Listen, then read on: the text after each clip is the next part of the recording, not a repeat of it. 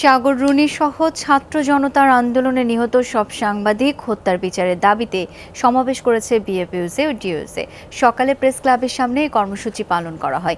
এ সময় গণমাধ্যমের স্বাধীনতা বিরোধী সব আইন বাতিলের দাবি জানান বক্তারা। সেই সাথে জোরপূর্বক যেসব মিডিয়া বন্ধ করে দেওয়া হয়েছে সেগুলো খুলে দেওয়ার জন্য দাবি জানানো হয়। সর্বাধুনিক প্রযুক্তি ও সেরা মানের উপাদানে তৈরি আরএফএল চেয়ার, ক্ষমতার নয় সমতার চেয়ার। বক্তারা বলেন, গত সরকারের আমলে বহু সাংবাদিকের নামে মিথ্যা মামলা দেয়া হয়েছে, করা হয়েছে হয়রানি।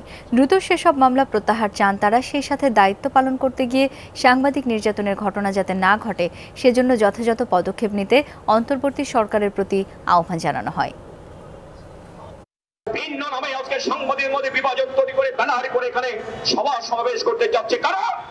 যারা সরকারের দালাল ছিল, হাসিনার সাথে অবৈধ ইলেকশন অংশ নিয়ে চলো তারা। প্রকাশ অবাধ করার জন্য এবং সাগর রুনি হত্যাকাণ্ডের সুবিচার নিশ্চিত করার জন্য আমাদের আন্দোলন আমাদের অব্যাহত থাকবে। এই হত্যাকাণ্ডের সঙ্গে তৎকালীন শেখ হাসিনার অনেক প্রিয়ভাজন ব্যক্তি সঙ্গে যুক্ত ছিল।